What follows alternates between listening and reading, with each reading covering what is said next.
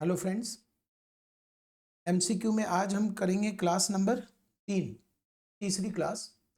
40 number question तक हम कर चुके थे। यहाँ पर हम थोड़ा सा रिवीजन भी करते हैं और अमेंडमेंट भी कवर करते हैं। तो आज की क्लास में भी देखते हैं क्या कुछ अमेंडमेंट्स हैं। क्वेश्चन नंबर 40 तक हम कर चुके थे। क्वेश्चन नंबर 41 पैटर्न वही रखना है आपको। एक बार आप खुद से ट्राई करें और फिर मेरे साथ डिस्कस करें। Mister Mayank has received sum of rupees 75,000 from his friend on occasion of marriage anniversary. बताइए, मैरिज एनिवर्सरी में अगर कोई गिफ्ट लेता है तो क्या वो मैरिज में लिया गया माना जाता है? नहीं। सेक्शन 56(2)(10) अप्लाई होगा और ये 75,000 पूरा का पूरा टैक्सेबल हो जाएगा। तो करेक्ट आंसर है ए 42 नंबर क्वेश्चन देखिए। If converted property is subsequently partitioned among member of family. यहां तक पढ़कर क्या समझ आ रहा है? सेक्शन 64(2) अप्लाई हो गया।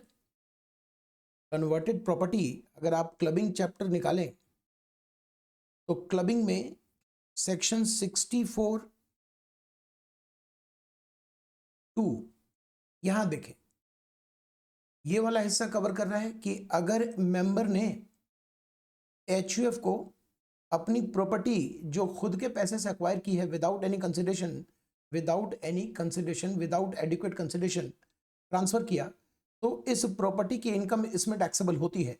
लेकिन ये पार्टीशन तक होता है। क्वेश्चन क्या है? पार्टीशन के बाद का क्वेश्चन है। क्वेश्चन है पार्टीशन के बाद का। तो पार्टीशन के बाद ये वाला चार्ट अप्लाई होगा। आफ्टर पार्टीशन अगर जयराम को मिल गया तो उसी की इनकम है। माइनर चाइल्ड जयराम का जो है, यानी कि जो मेंबर है जिसने ट्रांसफर किया था, उसके माइनर चाइल्ड को मिलेगा तो जयराम में क्लब होगा, और जयराम के स्पाउस को मिलेगा तो भी जयराम में ही क्लब होगा। किसी और मेंबर को मिलेगा तो क्लब नहीं होगा। क्वेश्चन आते हैं, वापस पढ़िए। कन्वर्टेड प्रॉपर्टी पार्टीशन के बाद फैमिली मेंबर में डिस्ट्रीब्यूट कर दी गई। Income derive from such property as is received by spouse of transfer.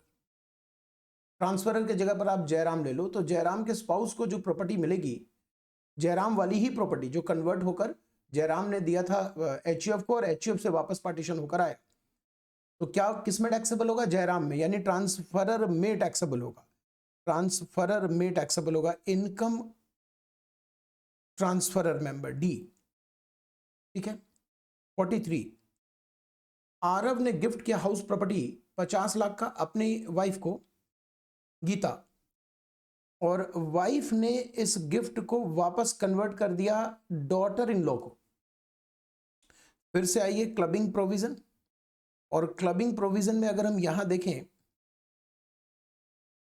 तो अगर राम ने अपने स्पाउस को ऐसे ट्रांसफर किया, राम ने अपने स्पाउस को ऐसे ट्रांसफर किया विदाउट एडिक्वेट कंसिडरेशन, या सन्स वाइफ को ट्रांसफर किया इनडायरेक्टली या डायरेक्टली। स्पाउस और सन्स वाइफ में फर्क समझा देता हूं, देखना बेटा। स्पाउस वाला जो क्लबिंग का प्रोविजन है, देखिएगा जरा। स्पाउस में ये कंसेप्ट लगता है, ये आपको थोड़ा सा देखना पड़ेगा अच्छे से, आपने जैसे भी पढ़ा है रिवाइज कर लीजिएगा इसको। स्पाउस में क्या है कि हाउस प्रॉपर्टी को छोड़कर कोई भी एसेट अगर मैं स्पाउस को देता हूं, हाउस प्रॉपर्टी को छोड़कर कोई भी एसेट्स अगर मैं स्पाउस को देता हूं विदाउट एडिक्वेट कंसिडरेशन, तो इनकम मेरे में क्लब हो जाएगी। अगर मैं हाउस प्रॉपर्टी देता हूं तो इनकम मेरे में क्लब नहीं होगी, बल्कि सेक्शन 27 अप्लाई होगा, और 27 के अकॉर्डिंग उस प्रॉपर्टी का ओनर ही मैं माना जाऊंगा। ये बात मैंने यहां पर लिखा हुआ है, ये दोनों चीजें लिखी हुई है। लेकिन ये बात रही स्पाउस की। अगर हम सन्स वाइफ को देखें तो यहां पर अगर मैंने एसेट दिया सन्स वाइफ को without adequate consideration, even directly indirectly, यहां पर एनी एसेट है, एनी एसेट यानी इंक्लूडिंग हाउस प्रॉपर्टी। अब क्वेश्चन पर आइए। क्वेश्चन में देखिए तो आरव ने हाउस प्रॉपर्टी स्पाउस को दिया। अगर यहीं पर क्वेश्चन को स्टॉप कर दें तो हाउस प्रॉपर्टी के लिए Aarav is the deemed owner and section 27 apply. Income will be computed in the hand of Aarav. ठीक। लेकिन अगर हम कहें कि आरव ने सन्स वाइफ को दिया होता स्पाउस की जगह पर, तब क्या होता? Section 64 shall apply and income first computed in the hand of son's wife, computed income will be clubbed in the hand of Aarav. ठीक, यहां पर क्या हुआ है, आरव ने स्पाउस को दिया, स्पाउस ने डॉटर इन लॉ को दिया, यानी सन्स वाइफ हो गई। क्या आरव ने ही इनडायरेक्टली सन्स वाइफ को दे दिया? यस। क्या सेक्शन 64 अप्लाई हो जाएगा? यस। स्पाउस वाला या सन्स वाइफ वाला? सन्स वाइफ वाला। और सन्स वाइफ के केस में क्या होगा, इनकम पहले सन्स वाइफ के हैंड में कंप्यूट होगी और वो टैक्सेबल हो जाएगा आरव के हैंड में। इनकम जरा निकालिए, कितना है, 25,000 रुपए से 12 से मल्टीप्लाई करें, 3 लाख। 3 लाख तो जीएवी आएगा बेटा, हाउस प्रॉपर्टी है तो 3 लाख जीएवी आएगा। क्या हमारे पास म्युनिसिपल टैक्स है? नहीं। स्टैंडर्ड डिडक्शन तो हम देंगे 24 का 30%, और 2,10,000 will be taxed in the hand of Aarav. That is the correct answer. 44 number question. Ram के पास 515% डिबेंचर है रिलायंस इंडस्ट्री का, 500 रुपए each, annual interest 37,500 will was declared on these debenture for the previous year 2021. He transferred interest income to his friend Shyam without transferring the ownership. बताइए, clubbing provision में आ जाएं, clubbing provision में आ जाएं और यहां देखें, राम ने यहां श्याम के जगह गोपी है, क्वेश्चन में श्याम है, यहां क्या है, गोपी। तो अगर राम ने कोई इनकम ट्रांसफर की बिना एसेट ट्रांसफर किए तो इनकम क्लब हो जाएगा राम में, ना कि गोपी में, यानी गोपी के हाथ में टैक्सेबल नहीं होगा, राम के हाथ में टैक्सेबल होगा। क्वेश्चन पढ़ते हैं, क्या लिखा हुआ है, श्याम ने, मतलब गोपी यानी श्याम ने 37,500 इनकम डिबेंचर की अपने रिटर्न में दिखाई। गलत है, गलत है, ये राम में टैक्सेबल होगा, सेक्शन 60 अप्लाई होगा, यहां पर सेक्शन 60 अप्लाई होगा। As tax advisor do you agree? नहीं, तो आंसर है नो। तो पहले नो के आंसर को देखें तो एक ये आ रहा है और एक ये आ रहा है, इन दोनों में से ये एक सही होगा। देखते हैं, no, since Ram has not transfer debenture, सही बात है, interest is not taxable in the hand of Shyam, correct, and it will be taxable in the hand of Ram, यानी ये इन कंप्लीट आंसर है, आगे होना चाहिए राम में टैक्सेबल होगा, श्याम में नहीं होगा।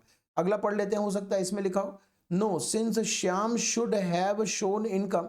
नहीं नहीं नहीं नहीं नहीं, इससे तो कोई मतलब नहीं है, तो ये बेकार हो गया। अब ऑप्शन नहीं है तो हमारा यही सही होगा, बल्कि आंसर अधूरा है। पूरा आंसर क्या होगा, श्याम के हाथ में नहीं टैक्सेबल होगा, that is correct answer, but incomplete. किसके हाथ में टैक्सेबल होगा, राम के हाथ में।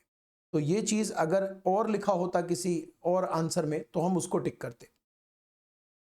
शिवानी वाइफ है अनुराग की, पार्टनर एक फॉर्म में है, उनका कैपिटल 5 लाख है, कब?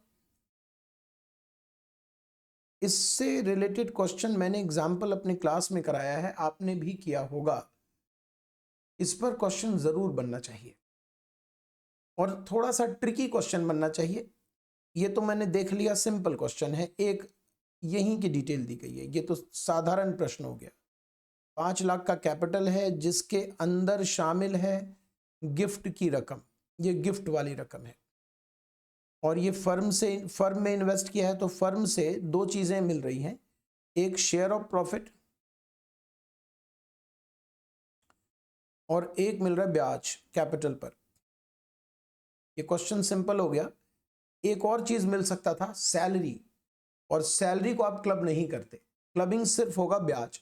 ब्याज कितना मिल रहा है, 60,000, 60,000 ब्याज मिल रहा है वाइफ को, है ना, और तो कुछ नहीं है।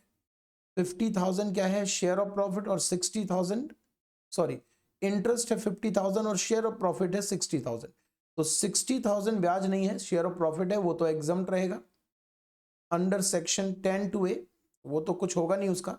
ब्याज जो है वो है 50,000, 50,000 रुपए ब्याज है, divided by 5 lakh, opening capital multiply gifted amount in opening capital, तो ये कितना आएगा सर, डिवाइडेड बाई मल्टीप्लाई 35,000। अच्छा, वैसे ही 10% हम डायरेक्ट भी कर सकते थे, 35,000 क्लब हो जाएगा इनके पति में, और 15,000 जो है वो शिवानी में ही टैक्सेबल होगा। क्वेश्चन क्या है, स्टेटमेंट कौन सा करेक्ट है, शेयर ऑफ प्रॉफिट। ये इस तरह के जो आंसर होते हैं उसमें टाइम थोड़ा सा लगता है, तो पेशेंस रखिएगा, क्योंकि मन करेगा जल्दी से ढूंढ ले। जल्दी से ढूंढने में क्या होगा कि दो आंसर एक जैसे होंगे थोड़े से फर्क के साथ, तो वो गलत ना हो जाए। Share of profit is exempt but interest on capital is taxable in the hand of Shivani, incorrect. Share of profit exempt, interest ये कहां से रकम आ गई, ऐसा तो है नहीं हमारे पास। Share of profit is exempt but interest 35,000 is includable in the hand of Anurag and 15,000 includable, ये ठीक लग रहा है। अगला पढ़ लेते हैं। Share of profit to the extent, नहीं नहीं नहीं, नहीं ये सही है, ठीक है। Arvind gifted house property to wife Meena and flat to son's wife, daughter in law यानी son's wife Sita. Both property let out है। आपको बताना है कौन सा स्टेटमेंट करेक्ट है। अब ये देखिए, ये बहुत ही बढ़िया उदाहरण है। यहां पर वाइफ को अगर हाउस प्रॉपर्टी दिया तो सेक्शन 27 अप्लाई होगा, और सन्स वाइफ को दिया तो सेक्शन 64(1)(6) अप्लाई होगा। Get it point? 27 अप्लाई हुआ तो Arvind is the deemed owner and income will be computed in the hand of Arvind in respect of that transferred house property. और 64(1)(6) का impact है, income will be computed in the hand of Sita and computed income will be clubbed in the hand of Arvind. ठीक है, अब answer देखते हैं। Income both property Arvind के हाथ में 64 की वजह से गलत है। वाइफ अलोन ये भी गलत हो गया। डीम्ड ओनर हाउस प्रॉपर्टी ये तो सही हो गया, लेकिन ये वाला गलत हो गया। तो अब तो हम पे चॉइस नहीं है, यही सही होगा। अरविंद डीम्ड ओनर है, ठीक है, और इसके लिए 64 लग रहा है। आंसर के लिए आप तैयार रहना, जरूरी नहीं है क्वेश्चन तो यही होगा, आंसर बदल भी सकता है। 64 और 27 का रेफरेंस भी आ सकता है। हो सकता है 64 27 के बजाय वो जो इम्पैक्ट है वो लैंग्वेज में दे सकते हैं, ये भी पॉसिबिलिटी है, तो आपको तैयार रहना पड़ेगा। 47 माइनर चाइल्ड है पीहू, उसे गिफ्ट मिला 20 लाख का अपने पिता के दोस्त से। तो बेटा पिता के दोस्त तो रिलेटिव में नहीं आए ना, चाचा थोड़ी हुए। वैसे तो अंकल कहती होगी लेकिन चाचा तो होंगे नहीं, इसलिए ये तो टैक्सेबल हो जाएगा 56(2)(10) में। ठीक है, टैक्सेबल हो जाएगा। तो ये किसके हाथ में टैक्सेबल हो जाएगा, पीहू के हाथ में या नहीं? नहीं, उसकी अपनी स्किल कहाँ है, उसके अपने स्किल नहीं है, तो ये टैक्सेबल हो जाएगा। पेरेंट जिसकी इनकम ज्यादा है। अच्छा, सेम डे इसे डिपॉजिट कर दिया एफडी में और एफडी का ब्याज 13,000 आ गया। ओहो हो, तो 20 लाख 13,000 माइनस 1500 सेक्शन 1032 की exemption 20 lakh 11,500 will be taxed. Clubbing होगा। क्लबिंग किस में होगा? पहला आंसर है इनकम 20, ये बिल्कुल टैली हो रहा है। Shall be taxed in the hand of Pihu's father. देखिए ये आंसर बिल्कुल ठीक है, पीहूज फादर, क्योंकि इसमें माता जी का जिक्र नहीं है। लेकिन ये तो आंसर गलत है ही, ये आंसर गलत है ही। तो बचा सिर्फ एक और आंसर, इसको भी पढ़ लेते हैं। 20,11,500 shall be taxed in the hand of Pihu's father और mother whose income before this clubbing is higher. ये आंसर परफेक्ट आंसर है। अगर ये नहीं होता तो आंसर ए टिक करना पड़ता, लेकिन अगर ये आंसर है तो ये ए से ज्यादा परफेक्ट है, आप भी मानते हो। ठीक है। 48 शॉर्ट टर्म कैपिटल लॉस है 10,000 का एनएससी वाले शेयर से। ठीक है, कोई दिक्कत थोड़ी है, एनएससी वाले शेयर्स पर शॉर्ट टर्म 111A में कवर्ड है। अगर लॉस है तो अच्छी बात है, ये तो दूसरी लॉस की तरह ट्रीट होगा। पहले शॉर्ट टर्म से सेट ऑफ हो सकता है, लॉन्ग टर्म से भी सेट ऑफ हो सकता है, फिर किसी और हेड से नहीं हो पाएगा, वो कैरी फॉरवर्ड होगा। क्वेश्चन पढ़ते हैं क्या है। Such loss can be carry forward only short term, wrong answer. Can be set off against both long term, short term and long term, ये सही आंसर है। Can be set off against any head, बकवास, not allowed, बकवास, तो ये सही answer है। एक बार आपका जब एग्जाम में आपको समय हो तो ये जरूर किया कीजिए, बाकी आंसर भी पढ़िए। अच्छा, according to section 18 no loss which has not been determined in personal return filed under 139(3) loss return का कंसेप्ट आ गया। बेटा आप जानते हो 3 तरह के लॉस, रिवीजन कराता हूं। 3 तरह के loss, current year, PGBP current year, cap gain current year, OMRH. तीन प्रकार के करंट ईयर लॉस अगर आपने रिटर्न लेट फाइल किया तो वो कैरी फॉरवर्ड नहीं हो पाएगा। सेट ऑफ तो हो सकता है बट वो कैरी फॉरवर्ड नहीं हो पाएगा। क्वेश्चन क्या है, एक्सेप्शन क्या है इसके? एक्सेप्शन तो बहुत सारे हैं, बिना आंसर देखे भी आप बताओ। हाउस प्रॉपर्टी का लॉस कैरी फॉरवर्ड हो सकता है। इवन यही तीन लॉस पीजीबीपी, कैपिटल वेयर मैरिज अगर ब्रॉड फॉरवर्ड आ रहा है और पुराने वर्षों में return within due date file हुआ है, that can be carry forward. और ये तीन लॉस सेट ऑफ भी हो सकता है। और अनएब्सॉर्ब डेप्रिसिएशन वो भी एक्सेप्शन में आ जाएगा। देखें जरा यहां इन्होंने क्या दिया है, लॉस स्पेकुलेटिव बिजनेस, ये तो एक्सेप्शन नहीं हुआ, ये तो मेन चीज है। ये क्या है, कैपिटल गेन लॉस एंड, नहीं गलत है, और house property loss unabsorb depreciation, correct. ये 139(3) का एक्सेप्शन है, ठीक है। आईटीआर के चैप्टर से ये उठा है बेटा। Brought forward loss from house property 3,10,000 is allowed to set off against income from house property of ₹5 lakh to the extent, ये देखो बकवास कर रहे हैं, ये आपको मेन जो प्रोविजन है उसके इर्द गिर्द घुमा रहे हैं ताकि आप हड़बड़ा के ये नंबर 2 लाख टिक कर दो, क्योंकि आपने बहुत अच्छे से पकड़ा है कंसेप्ट को कि 2 लाख से ज्यादा हाउस प्रॉपर्टी का लॉस सेट ऑफ नहीं होता। ये आपने बहुत अच्छे से पकड़ लिया, लेकिन आपको ये खबर होनी चाहिए कि एग्जामिनर आपसे ज्यादा चालाक होगा। बिल्कुल होगा। देखिए, आप अगर नहीं मानेंगे इस बात को तो आपकी तैयारी में कमी रहेगी। भाई एग्जामिनर अपने तरीके से पूरा प्रयास करेगा। वो क्या कर रहा है, आपने जो रटा है उसके इर्द गिर्द क्वेश्चन डाल रहा है, उस पर नहीं डाल रहा। आपने रटा है कि हाउस प्रॉपर्टी का लॉस 2 लाख से ज्यादा सेट ऑफ नहीं होगा, उसने पूछा कि ले बता, और आपने कहा हाँ ठीक है 2 लाख से ज्यादा नहीं होगा, आंसर गलत हो गया, क्योंकि आपने रटा जरूर, ध्यान नहीं दिया। हाउस प्रॉपर्टी का लॉस, हाउस प्रॉपर्टी से तो जितना मर्जी सेट ऑफ हो जाए, इंटर हेड 2 लाख से ज्यादा नहीं हो सकता। इंटर हेड हाउस प्रॉपर्टी से तो जितना मर्जी हो जाए, और वैसे भी ये ब्रॉड फॉरवर्ड लॉस है, तो ये तो इंटर हेड वैसे ही नहीं होना था, ये तो होना ही सिर्फ हाउस प्रॉपर्टी से था। 3,10,000 पूरा हो जाएगा, that is correct answer.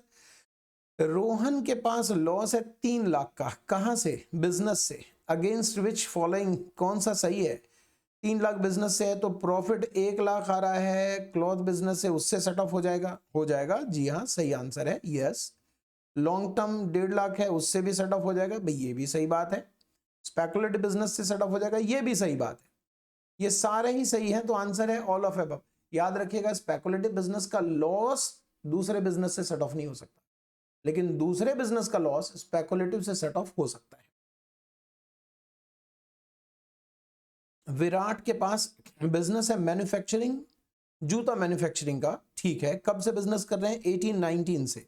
During 1819-1920 Virat had incurred business loss, अच्छा 2 साल का लॉस इन्होंने इनकर्ड किया।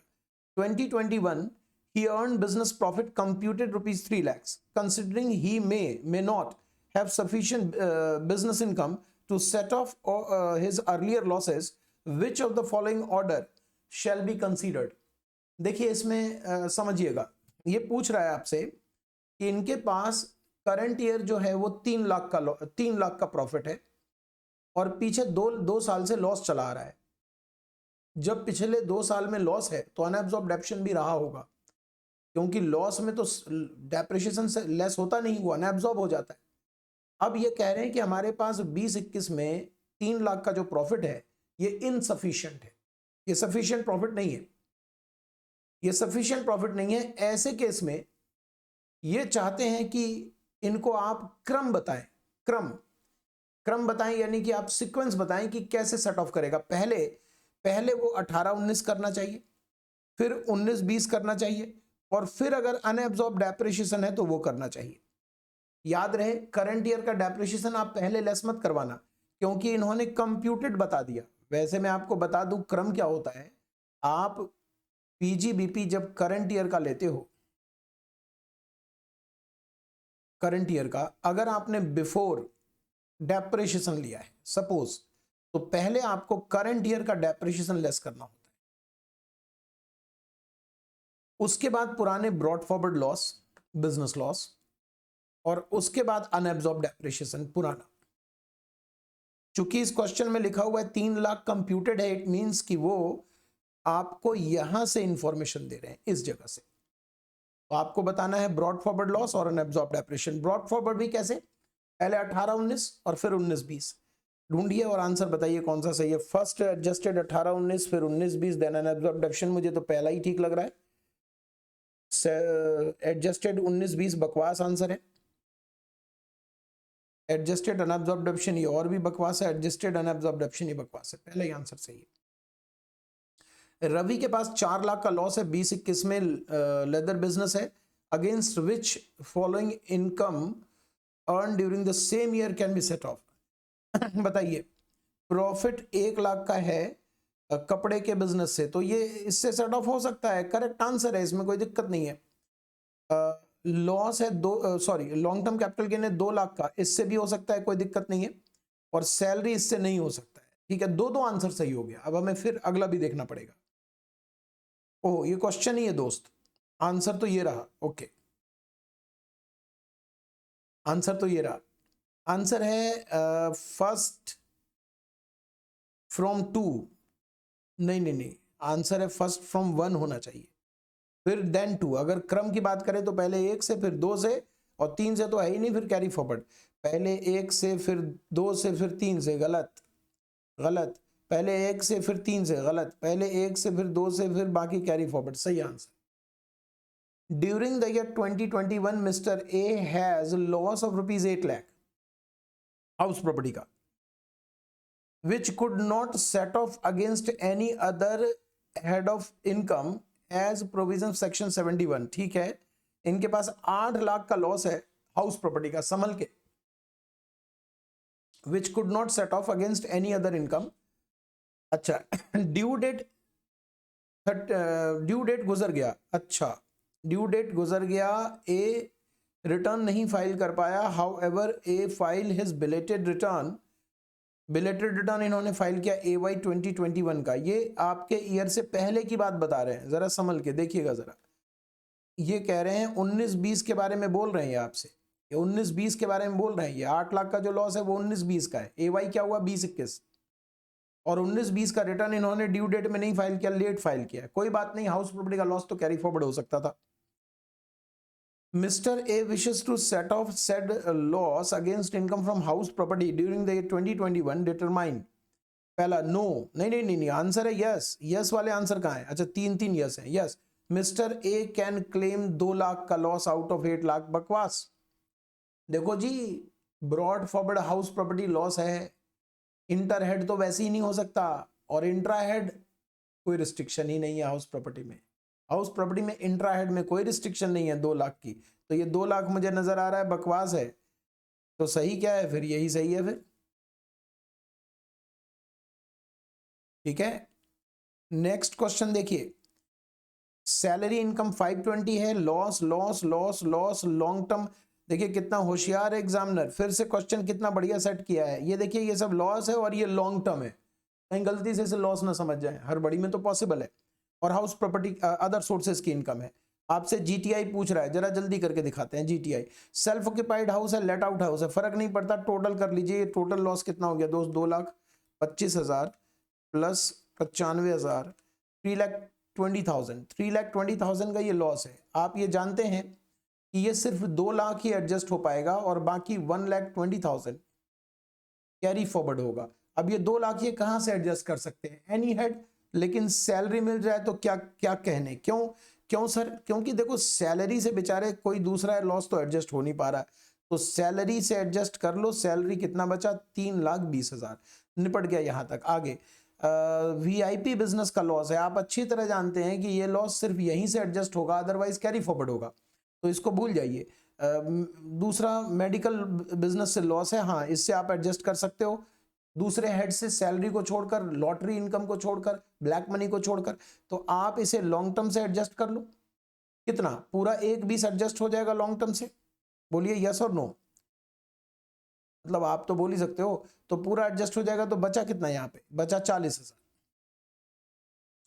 और यहां कितना बचा, ये 80,000, और सैलरी कितनी बची, तो अगर हम इसे जोड़ लें सबको तो हमारा आंसर आ जाएगा 4,40,000 मिल गया आंसर। ठीक है। उसके बाद श्रीवास्तव, अच्छा आप में से कुछ बच्चे कमेंट में पूछ रहे हैं कि ये कहाँ से क्वेश्चन, कहाँ से लिया क्वेश्चन, हमें डाउनलोड करना है। तो आप सीए इंस्टीट्यूट के साइट पर जाएंगे, वहां पर ये क्वेश्चन आपको एमसीक्यू मिल जाएगा डाउनलोड करने के लिए, आप कर सकते हो डाउनलोड। ओके, करोगे क्या करके, मेरा काम क्या है, रिवीजन कराना, अमेंडमेंट कराना, और वो तो मेरे साथ ही मजा आएगा। आप पहले से सॉल्व करोगे कुछ मजा थोड़ी ना आएगा। आप इसके माध्यम से मैं आपके पूरे सिलेबस को टच कर रहा हूँ और एक तरह से रिवाइज करा रहा हूँ, ये भी तो फायदा है आपका। अगर आप उसे पढ़ लोगे तो उसमें बात नहीं बनेगी। श्रीवास्तव जिसकी उम्र 72 साल है, मेडिकल इंश्योरेंस 52,000 रुपए का बाई चेक और 4,000 का कैश। पहले तो कैश को छोड़ दीजिए, आप जानते हैं एटीडी में कैश नहीं चलता। ऐसा नहीं है कैश नहीं चलता, प्रिवेंटिव हेल्थ चेकअप में कैश चलेगा, मेडिकल एक्सपेंडिचर में कैश चलेगा। अगर हम देखें डिडक्शन हमारा, तो 80D अगर हम देखें 80D के, चले आओ भाई तुम कहाँ हो, ये रहा 80D।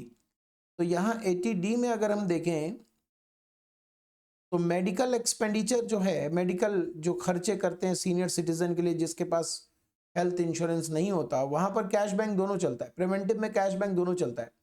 सीजीएचएस में तो ना कैश ना बैंक, वो तो सैलरी से डिडक्ट हो जाता है। ये रहा हमारा बैंक मोड। यहाँ क्वेश्चन है हेल्थ इंश्योरेंस का, तो बैंक मोड चलेगा, ठीक।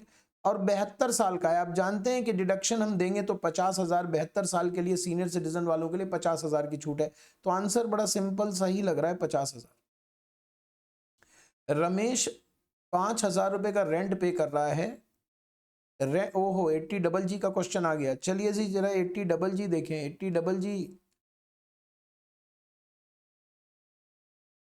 80GG में सारी शर्तें पूरी होनी चाहिए, फिर हम डिडक्शन दे देंगे 5,000 रुपए per month. Rent paid minus 10% of GATI और 25% of GATI। GATI means GTI minus special income minus deductions except 80GG। अब यहां देखें तो क्या लिखा हुआ है, उन्होंने GATI दे दिया है शायद, हाँ जी, total income 2,80,000, GTI as reduced, अच्छा दे दिया इन्होंने, ये GATI है, ग्रॉस एडजस्टेड टोटल इनकम। 5,000 का रेंट है। ही ऑल्सो रिसिप्ट, ओहो इनको तो HRA मिल रहा है, ये कंडीशन ही पूरा नहीं कर पाए। ये कंडीशन क्या कहता है, सिर्फ इंडिविजुअल को मिलेगा, HRA ना मिल रहा हो। जिस शहर में रेंट पे कर रहे हो उस शहर में उनकी पत्नी, उनके माइनर का कोई रेजिडेंशियल हाउस ना हो, कि HUF का रेजिडेंशियल हाउस ना हो, और इस SSC का रेजिडेंशियल हाउस किसी दूसरे शहर में ना हो, ऐसा जिसे वो सेल्फ ऑक्यूपाइड क्लेम करता हो। उसके बाद उसे अपने मकान मालिक से ये फॉर्म साइन कराना पड़ेगा कि हमने उनको रेंट पे किया है। ये सारी शर्तें पूरी करनी पड़ेगी। इन्होंने ये शर्त ही नहीं पूरी की तो फिर आंसर बेकार हो गया। लेकिन जरा दोस्त सोचो, मान लो ये शर्त पूरी हो जाती और HRA नहीं मिल रहा होता, तो हम प्रैक्टिस ही तो कर रहे हैं, हम रिवीजन कर रहे हैं, तो बताना क्या आंसर आएगा। तुम एक बारी पॉज करो और करके दिखाओ। तो मेरे हिसाब से तो पहला अमाउंट है 5,000 रुपए पर मंथ, तो 60,000। दूसरा है रेंट पेड 5,000 पर मंथ, तो 60,000 रुपए माइनस 10% ऑफ GATI, तो ये आ जाएगा 60,000 माइनस 32,000। और तीसरा है 10% ऑफ GATI, तो आ जाएगा, सॉरी 25% ऑफ GATI, तो 25% ऑफ GATI कितना आ जाएगा, 70,000। लीस्ट क्या आ जाएगा, 32,000। अगर इसे HRA नहीं मिल रहा होता, सेम क्वेश्चन एग्जाम में आ जाए और he is also in receipt of HRA की जगह ये लिख देते कि HRA इनको नहीं मिल रहा है, तो ऐसे केस में आंसर हो जाता हमारा 32,000। इंडिविजुअल के पास लाइफ इंश्योरेंस है, 25,000 का प्रीमियम पे किया है, 1 लाख का समय शॉर्ट है, 2017 में लिया है, 2012 के बाद आप लेंगे तो 10%, और 2013 के बाद अगर आप 80U 80DDB के लिए लेंगे तो 15%। फिलहाल यहाँ 10% अप्लाई होगा तो 10,000 रुपए का डिडक्शन मिलेगा। समय शॉर्ट का 10% से ज्यादा प्रीमियम का डिडक्शन नहीं मिलेगा। 40 लाख रुपए का लोन लिया है SBI से 2020 में, purchase of residential house, self occupied, interest. अच्छा 80EE आपको एक बार रिवाइज करा देता हूं। ये 80EE जरा देखिएगा, ये 2020 का अमेंडमेंट, इसमें अमेंडमेंट में ये आया कि 31 मार्च 2021 आ गया, यहाँ पर 31 मार्च 2021 तक, 2019 से 31 मार्च 2021 तक अगर आपको लोन सैंक्शन हुआ है तो 80 में आपको डिडक्शन मिल जाएगा 1.5 लाख रुपए तक का, वो भी जब 24B में ओवरफ्लो हो जाए आपका ब्याज तो, यानी 2 लाख का जो 24B में मिलता है सेल्फ ऑक्यूपाइड हाउस का, वो ब्याज अगर ओवरफ्लो हो रहा है, ज्यादा हो रहा है, तो आप 80 में ले सकते हो। कंडीशन ये है कि लोन सैंक्शन होना चाहिए 19 से 21 के बीच में। जरा देखें तो लोन सैंक्शन हुआ है, बिल्कुल सही, कंडीशन पूरी हो रही है। आगे सेकंड कंडीशन है स्टैम्प ड्यूटी वैल्यू 45 लाख से ज्यादा ना हो और सैंक्शन वाले दिन कोई और मकान नहीं होना चाहिए। जरा देखते हैं, रेजिडेंशियल हाउस परचेज किया है, ठीक है, सब कुछ ठीक है।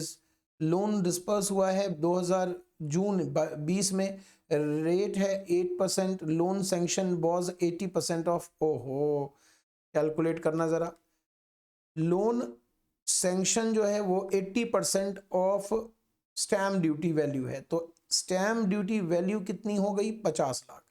Stamp duty value does not exceed 45 lakh, इसलिए यहां पर इसे 80 EEA छू के निकल गया, नहीं मिलेगा। मिलता तो क्या होता, दोनों मैं डिस्कस करके देता हूं, अगर मिलता तो क्या होता वो भी डिस्कस करके देता हूं। 40 लाख का लोन है, 8% का ब्याज है, तो 3,20,000 का ब्याज हुआ। लेकिन ध्यान रहे क्वेश्चन कहता है कि लोन इनको रिसीव हुआ है जून में, तो 10 महीने का ही ब्याज चढ़ेगा पूरे साल में, 2,66,667। अगर ये क्वेश्चन 80 EEA को कवर कर लेता तब हम क्या करते, तब हम ये करते कि 24B में 2 लाख रुपए का डिडक्शन दे देते और 80 EEA में 66,667 का डिडक्शन दे देते। ये तब करते जब कंडीशन पूरी होती, मतलब कि स्टैम्प ड्यूटी वैल्यू 45 लाख से बिलो होता, 45 लाख तक भी चलेगा। ये देखिए ये आंसर दे रहे हैं ना, ये आंसर सही होता। फिलहाल तो हमें 80 EEA नहीं मिलेगा, लेकिन 24B तो मिलेगा, वो थोड़ी ना मना कर दोगे। तो हमारा करेक्ट आंसर क्या है, डी। 60वां क्वेश्चन, 60वां क्वेश्चन आप मुझे बताइए, बताइए 80G में ध्यान रखिएगा 2,000 रुपए से ज्यादा, 80G में ध्यान रखिएगा 2,000 रुपए से ज्यादा कैश डोनेशन नहीं चलता। और देखिए ये क्वेश्चन यहां से आ गया, 2,000 रुपए से ज्यादा कैश डोनेशन नहीं चलता। तो आप इसी तरीके से रिवाइज करते रहिए, मैं फिर कोशिश करता हूं जल्दी से जल्दी। अब 61 से 80 मार्क्स, 80 नंबर तक, फिर 80 से 100, फिर और भी इंटरेस्टिंग है। क्यों? क्योंकि वो है केस सिनेरियो। केस सिनेरियो नया ट्रेंड है, उसको भी हम डिस्कस करेंगे। पढ़ते रहिए, तब तक स्वस्थ रहिए।